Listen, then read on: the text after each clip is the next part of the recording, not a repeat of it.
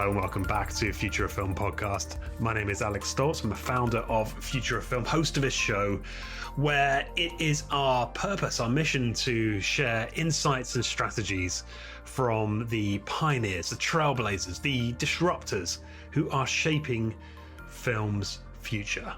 And today I'm delighted to welcome back to the show the super story architect himself, Houston Howard.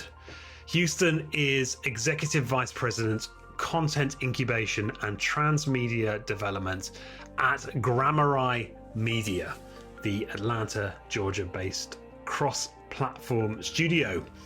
Houston is a recognized thought leader in the entertainment and branding communities because of his unique and proprietary transmedia approach to story. He's advised entities such as Mattel, Disney Imagineering, Reliance Media Works, West Coast Customs, Samuel Goldwyn Films, and Harper Collins Publishing, to name a few. He's the author of 2 books on the subject, including the brilliant You're Gonna Need a Bigger Story, which is a highly practical toolkit for approaching franchise building. In this conversation, Houston joined Future of Film Incubator 2023 to talk with us about his work in creating story worlds that can form the basis of IP-driven businesses and franchises. And what's so exciting about this approach, I think, is that it's available to anyone. Anyone can set out a story world at the inception point, but thinking about it in terms of the market, how to scale it is, well, I guess that's the secret sauce that Houston shares with us in this episode. It's chock full of practical tips, checklists and examples, and really has so much value for anyone involved in storytelling. And it's all delivered with Houston's customary passion, generosity, and rigor. It's one of those conversations, again, where I just felt really privileged to be part of, and I hope you get as much out of it as I did. So that just leaves me to say thank you for listening, and please enjoy this conversation recorded as part of Future of Film Incubator 2023 with the one and only Houston Howard. Houston, welcome back to Future of Film. I'm proud to be here. Thank you for having me. Thanks so much. Let's just dive right in. Houston, why world building and why now? Well, it's really interesting because I spend my career, specialize my career, in multi-platform storytelling, transmedia storytelling, making sure that we have an IP focus with our entertainment that allow all the stories work together to tell one big story. And it's a really super exciting model. But what's interesting is I work with a lot of people on that, a lot of creators, a lot of studios, and a lot of people have trouble with a multi-platform model. And most of it isn't the transmedia strategy. Most of it is that world building, the world building they've done for the projects just hasn't been done in a way to support the architecture of IP or of a multi-platform strategy. And so I've spent the past several years really doing just as much world building as I've done transmedia strategy and transmedia development for people. Because if you don't have that foundation of world building, it becomes very difficult to grow an IP. And so I think in today's age, especially this like crazy disruptive, volatile marketplace that we're in, it's oversaturated, it's commoditized. The technological disruptions are seemingly every day. We have to future-proof our IPs in a way that allows us to be liquid, allows us to be flexible, allows us to go in different directions. And if you're operating in single-channel storytelling, which is great, by the way. I mean, we need stories, but what single-channel storytelling does for you that doesn't have a foundation in world building is it's going to hem you in and limit your possibilities for pivoting. And so you're going to go, all in on one thing, and then when that thing changes, you're going to be kind of stuck, and you have to figure out how to adapt that single story into some other things.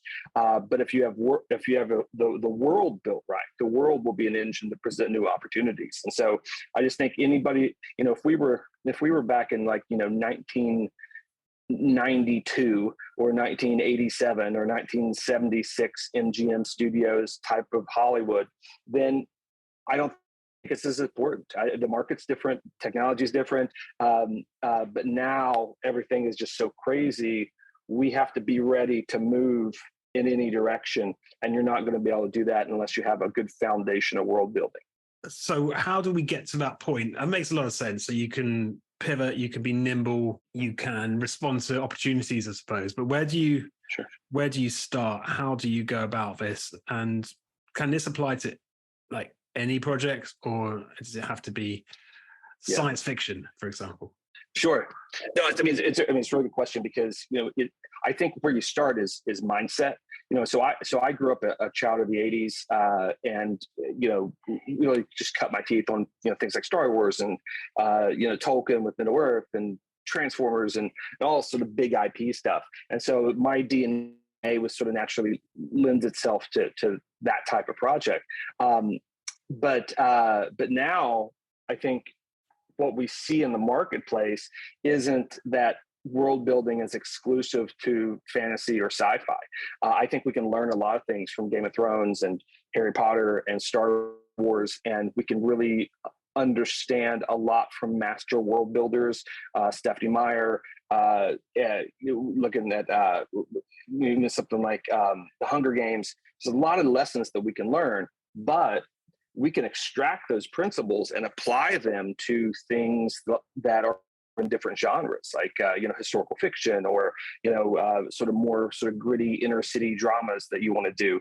Some of my favorite worlds that I think just has expert world building just don't have anything to do with fantasy or sci-fi. A show on HBO Max, or I guess it's just Max now. It's called Warrior. It's based on it's turn of the century Chinatown in San Francisco, and based on Bruce Lee's short stories. Absolutely Tolkien-esque world building in 1890 Chinatown. It's absolutely fantastic. The Wire, which should be essential viewing for anybody that moves into entertainment. Absolutely fantastic world building in Baltimore. Stars Hollow and Gilmore Girls. I think Stars Hollow is a great world. Wind Gap, Missouri, and Sharp Objects. I think The Godfather has tremendous world building. Animated movie Klaus, if you saw that on Netflix, I think it has tremendous world building. Sweet Tooth, even things like songs can have great world building. I think like Hotel California, the old Eagles song, has just a ready-made story world for anybody to jump into to create comic books and movies and limited series and et cetera, et cetera. And that just sets up a world in a song. It doesn't have anything to do with superheroes or zombies or wizards or Jedi. And so but they all have the same architecture, the same bones that if you look at something like Tolkien or C.S. Lewis or George Lucas, you can see a very specific architecture. And I think connecting the dots between those big story worlds that are also iconic, figuring out kind of what makes them work, and then tying them to something smaller, something out of the genre, I think is really interesting. Kevin Smith I'm a big Kevin Smith fan. So I grew up. I was in high school in the '90s when Kevin Smith really broke in with Clerks, and Clerks blew my mind when I saw it. And what's interesting about Kevin Smith's work, sort of his late '90s work with Clerks and Chasing Amy, and so all those early Kevin Smith things, they were all interconnected. And they crossed over characters. They were all set in a specific story world. They all referenced each other in a really interesting way, and that is really what set him apart from all those other sort of indie filmmakers in the late '90s, because he created his own interconnected story world to tell these talky little raunchy Jersey stories. But what's super interesting about it is he learned that technique because he grew up on Marvel Comics. And Reed Richards from the Fantastic Four knew Daredevil because they both lived in Hell's Kitchen.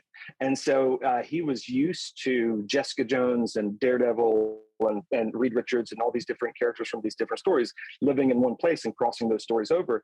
And so he used the technique of Marvel Comics and applied it to $30,000 black and white indie film.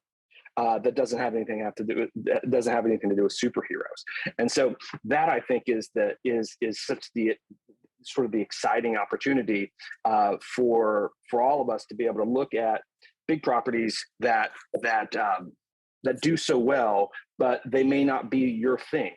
You may not love superheroes or zombies or anything like that, but they have an architecture and some principles that they tap into that if you can extract those principles and apply them to your thing, all of a sudden I think you can get some similar results. It may not be exactly the same. There may be some sort of limitation, but what you can actually build into a non sort of genre film or a genre project is pretty amazing. I'm working on a project right now. I'm the head of franchise development and transmedia incubation for a new studio that's launching in Atlanta, and I run a development team that is all about tricking out projects and building in multi-platform DNA and world building DNA. And so the very first project that came across my desk was not superheroes, not fantasy, not sci-fi. It's a historical fiction about a time in the 1500s when Leonardo da Vinci solved a murder. And it's a murder mystery historical fiction book that has like 0% Marvel DNA, 0%, there's no Jedi, there's no lightsabers, there's not, like, you would look at this thing and say, there's no way that you would be able to build a foundation of world building that presents multi-platform transmediated storytelling. But we popped the hood, we installed a lot of really interesting world building architecture that's straight out of Rowling, that's straight out of Lucas, that's straight out of C.S. Lewis and Tolkien. And all of a sudden now we look at the project and we say, oh my God, like, this thing can be so many things because we went and built the foundation of a story world using those principles. You know, I look at a 777 jet flying through the sky. And what's interesting about a big jet is the big jet is using the law of lift to supersede the law of gravity. So that's how a plane flies, right? So it's a real simple law of physics is the law of lift supersedes the law of gravity, and that allows the plane to fly. Well, I can't build my own 777. It takes billions of dollars to build, or however many hundreds of millions of dollars to build a 777. Can't do it. But if I take a sheet of paper and fold it in a really specific way and make a paper airplane and throw that paper airplane across the room, that little paper airplane uses the same law of lift to supersede the very same law of gravity that the big plane's doing. They're both tapping into the same laws and tapping into the same principles. So thank God that Tolkien and Lewis and Lucas and Rowling and all these folks came before us, because they proved the laws of entertainment in regards to world building, and they just proved them. So we can now take them and apply them to our smaller paper airplane. Now, there's going to be some differences, like, as far as how far it can travel and things like that. But you don't always have to go giant, huge zombie IP to be able to tap into world building or whatever it is, or fantasy. You don't have to be, you don't have to be Middle Earth, but you can use some of that same architecture in a way that really presents new opportunities for you. And that's it. And obviously, if you're not having to make back, hundreds of millions of productions, you don't need to hit the 4-quadrant market, but you can make something sustainable. I was a bit excited there about Leonardo da Vinci finding lightsabers, but that would be awesome. Well, okay. Let's. What are these principles then? Where would you start? Where would you advise people to start, Houston, in terms of building in some of these principles? What would you recommend? Yeah, so I mean, what I would recommend, I think, the essential elements for a great story world, I think at the bare minimum, where you have to understand what a story world is. It's really geography. and really understanding place. And so story world's a place. It's not a person. It's not an event. It's not a story. It's an interesting place where stories happen and interesting people live, right? So you have to get that mindset of I need the place to be interesting. So I think the bare minimum for a great story world is an interesting place with character groups in conflict. If you can have a really interesting place with character groups in conflict, then all of a sudden you have a pretty good story world. I think the rule of thumb that I use is you want to ask yourself, can I take out my main character or my story, my plot? Can I take my main character or my plot out of my story world and still have something interesting left? Right. And if you do, you have a pretty good story world, right? So can you take Luke Skywalker out of Star Wars and still have something interesting? Absolutely. Can you take Harry Potter out of Harry Potter and still have something interesting? Absolutely. Can you take Sherlock Holmes out of Sherlock Holmes and still have something interesting? That's a closer call. James Bond out of James Bond is also another close call. Can you take Rocky out of Rocky? Maybe with Creed, right? But like that, even Rocky was in the first two Creed movies. I think, you can see there's a difference between taking Rocky out of Rocky and Luke Skywalker out of Star Wars, because Rocky was built around a character rather than a world. Star Wars was built around a world that has an interesting character in it.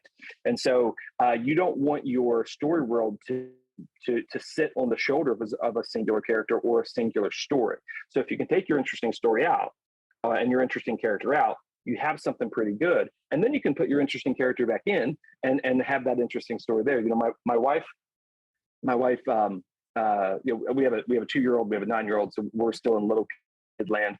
And my wife wanted to write a children's book about a cat and a mouse who get along despite the fact that the world says they should be enemies, right?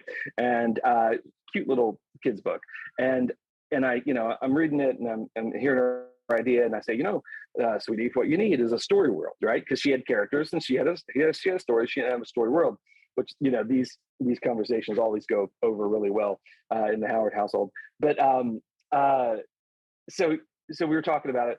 But what was interesting is I had just read an article about how at Disney World, every night when the park is closing, they let out 1,000 cats into the park, 1,000 cats, to catch all the mice overnight. And then in the morning, when the sun comes up, there's somebody that pulls all the cats in, literally somebody that herds the cats, right? And it's because they can't use rat poison to kill the mice or the rats, because it's a danger to the kids. You don't want to do a mouse trap because little Timmy turns the corner and Mickey has a broken neck in front of him. That's not good. So there's all these reasons why they have to use this sort of the organic method of pest control with your cats. And it was an interesting article I read about it, but it hit me. I said, you know what? Like, what if that's the story world, this theme park? And this theme park is full of sort of this Game of Thrones warfare between cats and mice. And so when the sun goes down and the park closes, the cats and mice, they go out and they sort of engage in sort of this Game of Thrones warfare. They vie for area control all over the park. The mice could also have an alliance with the rats, which are a little bit different because the rats are more berserker. But the mice are there because they're there to worship the great mouse. So they believe they have a religious right to be in the park, and so that adds a little extra Israeli-Palestinian conflict we'll weave into that story world. And in the morning when the sun comes up, they go back and into their corners, and there's also the political intrigue into the different factions within each side, and then the sun goes down again and they go back at it. I was like, this is awesome. This is like such a cool story world. And immediately you think, okay, that could be a cartoon, that could be an animated thing, that could be comic books, that could be a video game. All this possibility starts popping out. And I said, that's your story world. And she said, well, where's my story? Like, what about my story? And I said, oh no, this is the best thing. This is the punchline, is you put your two characters back in, and now we have the story of a cat and we have the story of a mouse, and who decide to be friends despite the fact that the world says that they're supposed to be enemies.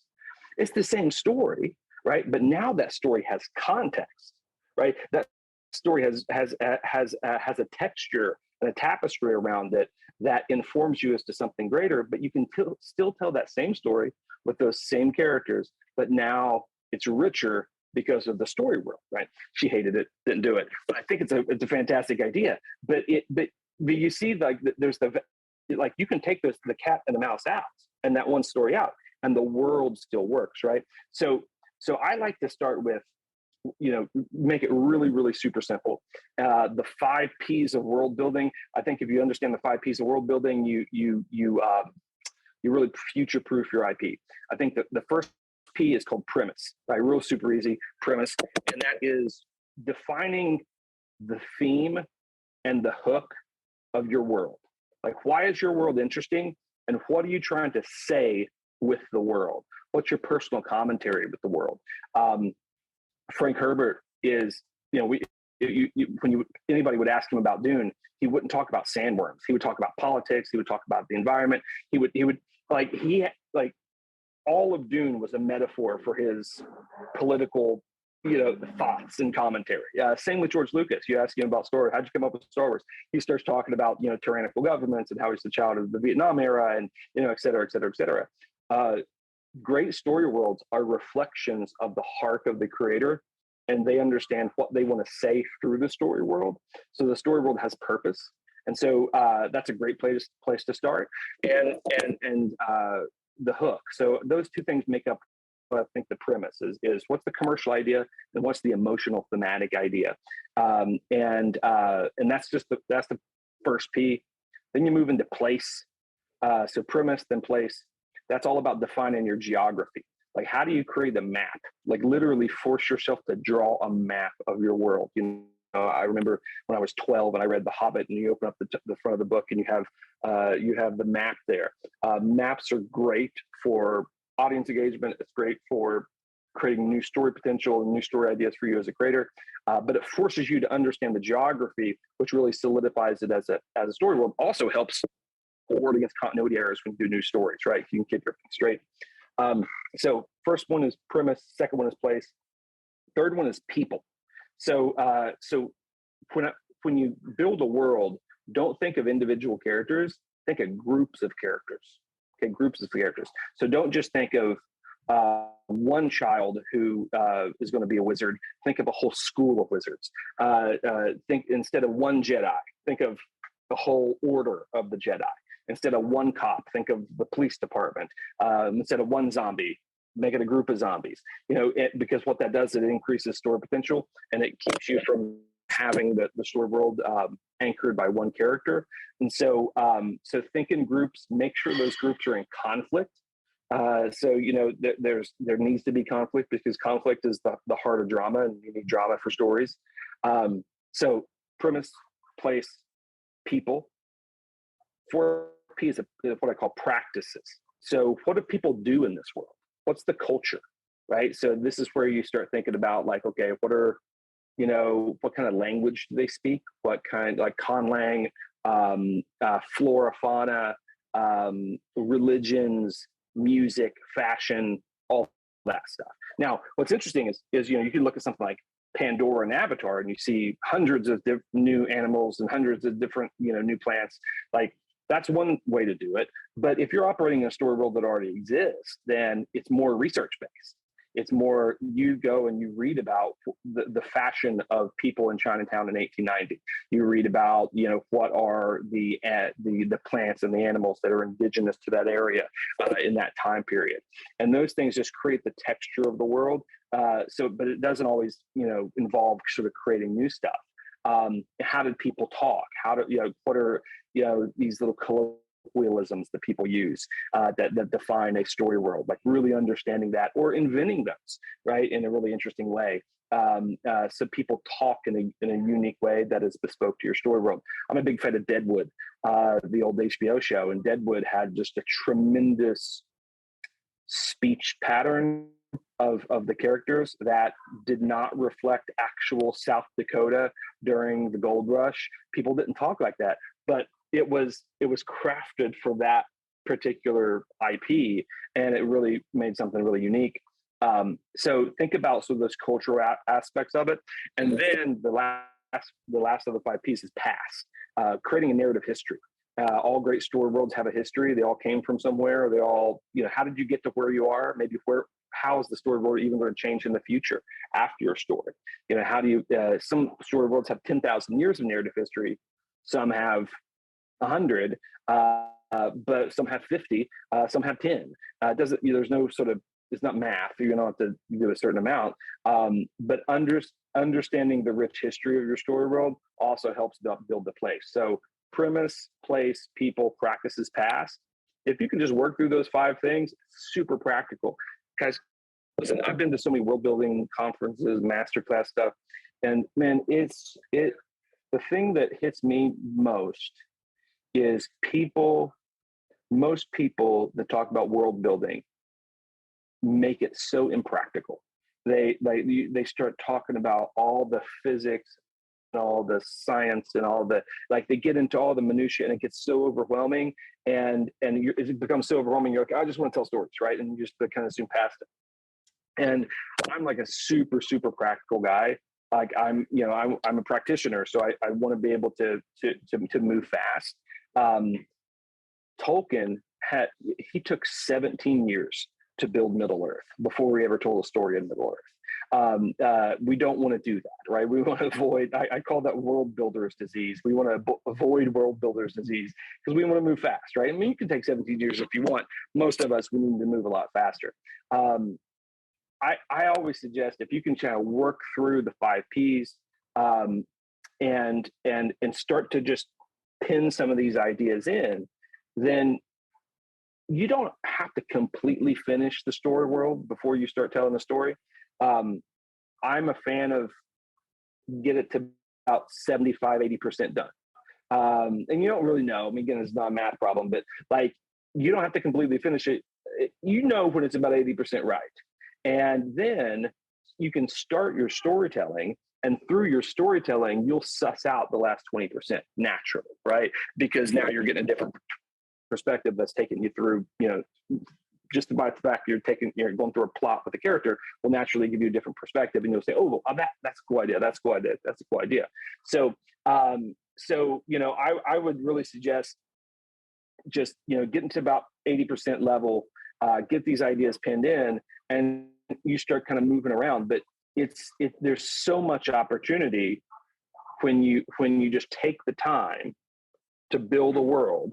I mean, even if you took, you can build a pretty robust world relatively fast when you have sort of an architecture, sort of a plan to do it. But when you take the time and invest the time, you'll automatically see, ooh, I could do that, and I could do that, and I could do that. And it becomes this engine of opportunity that you get excited about, because narrative opportunities really, really pop out. And when you see narrative opportunity, when it naturally pops out, what's super cool is other people will as well. And so when you can get other people excited about, that could be comic books, and that could be film, and that could be the immersive experience, and that could be an animated series. When you hit the right world building vein, people will start to see that in your world. And when that happens, then there's some market opportunities for you out there, because if you can get the right people excited about your world, and they can start seeing that opportunity even without you pitching it to them, they will see that opportunity there. Then, there's a business opportunity that kind of opened up for you right there. So. You're listening to Future of Film podcast with me, Alex Stoltz. Thank you for listening. And if you want to find out more about Future of Film, head over to futureoffilm.live. If you're not already, you can already sign up to our newsletter there, which contains not only the latest opportunities and news from Future of Film, but also our pick of the latest articles and opportunities from across the industry. So that's all available now at futureoffilm.live. And now back to the show. I'm interested about you saying there about people seeing opportunity in the world you've developed, and how do you from your experience, how do you communicate this opportunity to investors or partners or producers, financiers? Because everyone wants a script, right? Or at least a lot of the time. So How do you kind of position it? Yeah, so I think you always have to position one, it depends on to whom you're pitching, right? Who you're talking to. Some people will always want a script because that's their job. Like they're literally their job description is to get a script from you. And if you talk to them about anything else, it's just not going to compute. So you have to be empathetic to that, right? But for most people, when you talk to private equity finance, or when you talk to some higher level people, some independent producers, then you just really have to lean into the value of the story world and understand what the value of a story world is. The value of a story world, the story potential. A story world, I am 100% convinced that the revenue potential of an IP is wholly determined by the quality of the story world. And so, what do investors care about? They care about revenue potential, right? They want to make money. So you have to be empathetic to that. That's the thing that is going to motivate them. So I think story worlds create story potential. Story potential creates revenue potential, and revenue potential makes investors happy. And so when you go and talk to an investor or stakeholders in different ways, and you're just talking about like your weird flora and fauna that you created, or like like some obscure parts of the story world, and you get like way deep in the weeds and all that, of your story world, because you've taken, the 6 months to really build this really super interesting world, and you want to talk about fashion and all that stuff. That's all cool. But you always have to pull it back to what's going to motivate that person. And if they're motivated by the financial opportunity in an entertainment model, then you always have to kind of bring it back to that. And so there's like, a real practical guy, I think in like templates. And I always have this template in my head when I'm talking to someone, whether it's an investor or somebody in a studio. And it's, if you position this template and you use this template every time you talk to a stakeholder, it helps you. And the template is, here's my creative idea, and this is why it makes business sense for you, right? And if you just like insert, like always use those two things, right? Like, here's my creative idea, and this is why it makes business sense for you. Then you will always be pulling it back to the value. So, you can talk about like, this cool world. This is the creative idea. And why does this world make business sense for you, the producer? Well, it makes business sense for you because I'm not looking just to get one product out of this world. I'm looking to get 100 products out of this world across 5 different channels and mediums, in a way that really exponentially increases the revenue potential of the investment. And that's going to benefit you, the investor, right? I can still talk about my creative idea. Like, here's in this world, in my world, they have a really interesting way that these people craft their music in the world. And it's really super cool the way they like write songs and the way they sing, and they have this really cool, interesting way of dancing. But the music is a real important part of the world, and I want to talk about that, right? Most people would stop there, but then you have to say, well, why does that make business sense for the person? Well, there's a business opportunity there, because this is the way I crafted the world. All of a sudden, not only can we get this film or television opportunity there, but we can also produce independent standalone music. We can have a live dance troupe that can spin off and do this really interesting thing. So there's a business opportunity that springs out of the story world in a really interesting way. So also, you think about it right now, the biggest driver in the entertainment industry are games. Like, games like rule the roost of entertainment. If you look at successful games right now, they are built on great worlds. World building is part and parcel of video games. So if we build the world right, all of a sudden, here's my creative idea, but why does it impact the investor? Well, there's the market opportunity, because this is going to allow us potentially in the future to move into video games, which is a huge market opportunity, right? So you always just have to, don't just talk about the creative, talk about the value, but a lot of times people will even start extracting that value even before you kind of even get into it, which is, I think, is super interesting. There's two short films that are really interesting case studies to look at. One's called Leviathan, and another's called Sundays. And those, if you read about them, those are both short films that have they're very light on plot. They're very light on story. But both of them sold massive acquisition deals in the market, millions of dollars that are well above the normal spec script market that you see in Hollywood. They did massive deals primarily because even though they relied on story, they were heavy on story world. And the people in the studios didn't just see one story, they saw 1,000 stories. And all of a sudden, doing an acquisition for it, created a sandbox for them to create a lot of sandcastles out of, right? So look those up and check those out. I had several years ago, sold a project in China that was a really interesting story. But I was working with a partner here in the States, and we wanted to specifically develop something for a domestic Chinese market. And but we didn't want to write a feature film script because we're going to need a Chinese writer to do that, right? So, two white guys in LA aren't going to write a really good Chinese language script for the Chinese market. So we knew enough to avoid that. So all we did was build the world that the film would be set in. And so we built this world, we put it in a deck, and we got a hold of Janet Yang, who right now is the president of the Motion Picture Academy. And we got a hold of her, who she's Chinese, I think she's Chinese American. And we said, hey, we want to talk to you about this project. And she said, oh, cool.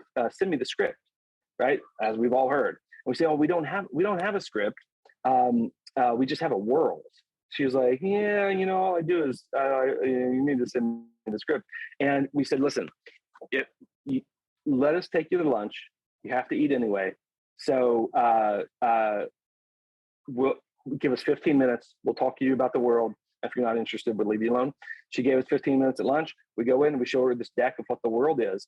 And she immediately says, you know what? I see a TV series in that. I see a film in that. And she started kind of like sparking her own ideas. So then she contacts one of her colleagues that used to run Sony China. So she was studio head in I think it was Sony Asia. I think it was not just China. But and she said, hey, I got this project. And the other lady said, hey, send me a script. She said, these guys don't have a script.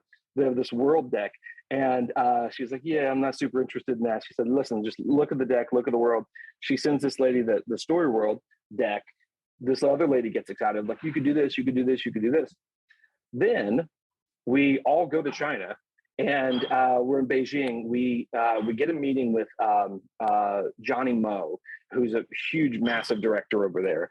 And we get a meeting with him. 15 minutes before the meeting, his assistant says, so do you guys have a script ready? Because he's going to want to see the script. So now we don't have a script, we just have this deck. So we go in without a script, show him the deck, same reaction. He says, you know what? I think you could do a big animated thing in this world. And I've always wanted to direct animation. And he starts talking to us about this. He starts talking to us about an animated opportunity that he sees in the world. And we're like, yeah, that's awesome. High five. Let's do animation. And then so he attaches. Then I go with these two mega ladies and Johnny Mo, and we all go to the studio together. We start talking to the studio head. The studio head says, you guys got a script? I said, nope, don't have a script. Have the world deck. Same thing happens. He says, oh yeah, we can do animation, live action. He said, can you do water parks in this? And we said, well, yeah, sure. He said, because I think you could probably do water parks. And I have an outside investment in a water park company that I think would be perfect to tie this into and all this stuff. And all of a sudden we're like, yeah, water park, high five, let's do it. And so all of a sudden we did the deal with the studio, never having a script. And they just did an acquisition of the story world. But it's only because everybody that looked at the world and looked at the deck of the world, they saw their own opportunities in there, right? And we were flexible enough to be able to say, yeah, let's adapt to whatever you want. And and it worked out. But that's just an interesting opportunity when you hit the creative vein with the world. And that wasn't fantasy, that wasn't sci-fi either, right? And it was when you hit that creative vein, those opportunities pop out, but you always have to pull it back to the value of the story world. Never forget the value of a good story world, the story potential. And the reason the story potential is good is because stories are the products. More products means more revenue, right? So it's not, I've actually listened for us, the creator and the artist, it's about the stories and about the art. But we all know, like, it's the movie business or the entertainment industry, right? There's an industry with the entertainment. There's business with the movie. And so if you don't make any money at what you're doing, you're not going to be in business for very long, right? So we want to be able to generate revenue so that we have the resources to be able to tell more stories. And so I'm not a fan of starving artists. I think we need to be well-fed artists. I don't think it has to be either or, art or money. I think we need to marry the two in a really interesting way. So, but a great story world creates story potential. That story potential creates revenue potential.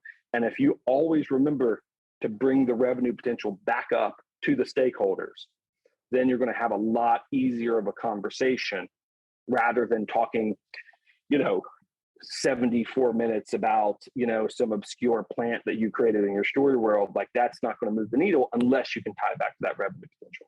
Great story. I love it. About that particular trajectory aside, it sounds like a lot of the time it's like pitching a startup. Is that fair to say? You're pitching an IP property? Yeah, absolutely. Yeah, I mean, ultimately these things, if you look at these things as their own business, each IP is its own business. It puts you as a creator into more of an entrepreneurial perspective and an entrepreneurial mindset anyway. But yeah, I think, ultimately this isn't a one-off product. This is something that's going to generate revenue over time. You can put together a plan that says, this is, if done right, this is where I see this in 2 years, 5 years, 10 years down the road. With this story being released, and we could do these, and we could do these novels, and we could release the animation, and et cetera, et cetera, et cetera. You're able to do that with the foundation of a story world. If you try to put together a 2 to 5 to 10 year plan with a movie, it's very difficult. You can't do it, right? You think about the people to whom you're pitching are primarily, they're not always sort of the big private equity, film investors. They're like, just usually they're regular people that have some cash they want to do something with, right? So your orthodontist uncle who has an extra $200,000 that he's looking to do something with to limit his tax liability in another area, and all of a sudden is $200,000, right, to do something with. So usually it's those people that you're getting to jump in with you with these sort of ventures. But if you put yourself in a entrepreneurial mindset and understand that business people, they see business plans all day long, especially people that invest, they see dozens of business plans every week. And a regular business plan, so if you see business plans for like a coffee shop or, a retail store, all business plans have 2 to 5 to 10 year breakouts, projections. This is what we're going to do now. This is where we're going to be in 2 years. This is where we're going to be in 5 years. This is where we're going to be in 10 years. And that's normal for business plans, right? So this is how I see my coffee shop over the next 10 years, right? So if an investor sees every business opportunity that has a 2 to 5 to 10 year breakout, and then all of a sudden you give them your business plan for your film or for your immersive experience or your animated whatever, and there is no 2 to 5 to 10 year plan, all of a sudden it's a different language to them. They're not going to say there's something weird, there's something broken with this, right? Which is why a lot of like regular investors, they don't get involved with entertainment projects because the entertainment model is so aberrational to what they typically engage with, right? So, but if you have a 2 to 5 to 10 year plan, then all of a sudden you put yourself in their universe of things they understand. You can't do a 2 to 5 to 10 year plan with an IP unless you have a great story world. So all of a sudden now we get back. See, I'm like I'm vacillating between boring business stuff and entertainment stuff, like in creative stuff, right? Because they go together. You can't have the creative stuff. You can't have the business stuff unless you have the creative, right? Because the creative is the product. But if you don't have the right creative, you're not going to get flow into the business stuff that you need to be a professional. Now, if you're independently wealthy, and you made a bunch of money off Amazon and Facebook stock back in the day, then you may not need. And if you finance yourself independently, finance everything yourself independently, then you may not need all this. But if you're a mere mortal, like most people are, and you need outside financing to be able to move this stuff forward, you have to be able to understand both sides of the equation. And if you don't, you're vulnerable in one way or the other. And so you have to have that creative foundation of a story world to be able to create the story potential that you can then use for a 2 to 5 year breakout plan with your business plan. And then thankfully, part of the business plan is being able to hedge against risk. And part of the riskiest thing today in the market is disruption. Well, what happens when AI does this? And what happens when this platform changes? And what happens when people don't go to the theaters anymore? And what happens when COVID hits and people, COVID, 27 hits and, we can't do live immersive experiences anymore? Like, what do I do? All right. All of a sudden, if all you've done is created an immersive experience without thinking of the broader IP, you're kind of hosed, right? You're like, well, I can't do that one anymore. I got to go start with the drawing board and do something else. But if you created a robust story world that creates story potential, that includes your immersive experience, but your immersive experience isn't the only thing. If COVID-27 hits and we go back into quarantine and lockdown, then all of a sudden we can't do that anymore. But we pivot to all the other things we can do. Right. And so all of a sudden you hedge against the risk of disruption because you have a sort of a wider foundation built by way of a story world. Just a really smart way. I mean, I just call it future proofing your projects. If you're the sniper rifle that's just doing one thing, one story with, the one character, you're just vulnerable. Right. And so we need to be more of, I guess you go like a grenade that kind of goes into different directions, right? It's just a crazy time in the world. It's a crazy time in the market. It's a crazy time in entertainment, right? And you need to be able to hedge as much as you can, and you can't hedge without that story work. Well, it's been amazing, Houston. I very quickly, an aside, you summoned AI then briefly. I'm just curious to know what your sort of general take on generative AI is. Can it play a part in this process? Oh, absolutely, 100%. I mean, I'm extremely bullish on AI. I don't think AI is going to take anyone's jobs. I think people who know how to use AI will take people's jobs, especially for independent creators, it's disruptive, but it's a tool that allows us to work faster. And so, listen, there's maybe some ethical concerns and some things that will continue in conversation with AI that I think are valid and I'm empathetic to. But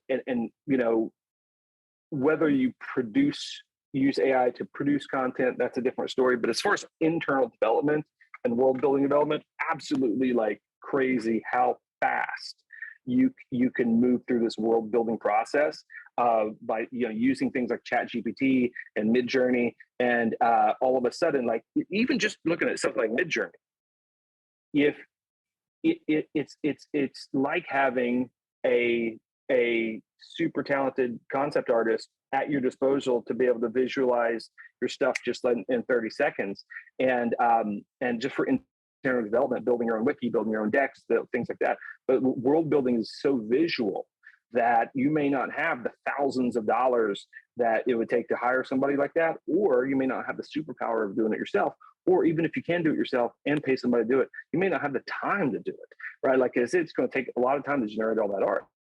But if using something like Midjourney, you can create thousands of unique visuals that, like, what's cool about the visuals is with Midjourney, it's like working with an artist who only understands about 30% of what you're saying, and then it just riffs on the other 70%. But what that does is it gives you ideas. So all of a sudden you put something in the Midjourney, it's like, okay, I want a giant sandworm that's coming at, that's high fantasy, all this stuff. All of a sudden, like, it'll generate something that not a giant sandworm, but kind of like a giant sandworm, but it's very different. And then it has wings and something that, and it adds in there. You're like, oh, that's weird. It's not what I asked for, but like, that's a super cool idea. And all of a sudden it's a brainstorming tool. And you can go into Chat GPT and say, I'm trying to figure out a really interesting style of language for this group in my story world, and give it a description of what your story world concept is. So give me 5 options of like different ways that I can really change the style of language and the style of dialogue for this group, and it just starts riffing on ideas. And I'm completely convinced that if you use something directly out of Chat GPT, like basically a copy and paste it's going to suck, because it's just not good for that. But it's good for you to say, oh, that's super cool. I'm going to take it, and now I'm going to apply my thing to the top of it, and it sends you in a different direction. So using Chat GPT and Midjourney will allow you to work through the 5 Ps like 500 times faster than you would be if you just have a blank page. And so, speed is the name of the game. I'm working on this project that I decided 6-7 months ago I was going to go the full Tolkien on like crazy world building, deep mythology, flora, fauna. It's absolutely bananas, right? It's like 6-7 months of development work, right? As I'm working and doing all this other stuff. So the other day I exported out a hard copy of basically the wiki that I built. Guys, 471 pages of just world building stuff. Like it's like bananas of like how deep this is that you can go with this. And it's just me and Chat GPT and Midjourney. And in 6 months, I have 471 pages of the deepest, most intricate world building that I've seen. And maybe I'm biased because of my work, but it's like I look at a lot of this stuff and it's like crazy deep. I haven't gotten into one stitch of storytelling yet. I've just been building this foundation, but it would take me years to build almost 500 pages of world building material. It would take like literal years. But with ChatGPT, Midjourney, all of a sudden 6 months, right? All in. It's super, and I'm not using any of the Midjourney ideas. I'm using Midjourney as like an intern that I could like bounce ideas back and forth, and then it gives me my ideas. And same thing with Midjourney, like it's just giving me ideas, and I'm kind of like remixing all of it, and it's still all my stuff, right? But so if you go into ChatGPT and say, build me a story world about this, and then like print that and go, it's just not going to be good. It's just AI's not that good yet, right? Right now, it's still going to take the unique creativity of a creator and a world builder to be able to do something meaningful and sustainable. But as tools, like you're the farmer, AI is the tractor. And before the tractor, you could only plow so many fields with you and your cow, right? But now all of a sudden we get this tractor, we can plow more stuff a lot faster, right? Again, outside of any ethical concerns about scraping other people's work, I get all that. But for internal development, I'm very bullish on it. And especially for world building, it's absolutely huge. So that was my conversation with Houston Howard, recorded as part of Future of Film Incubator 2023. If you want to find out more about Houston, or indeed any of the other guests on the show, please just head over to futureoffilm.live. And if you haven't already, why not sign up for our monthly newsletter? So that just leaves me to say thank you again for listening, and hope to see you back on the podcast very soon.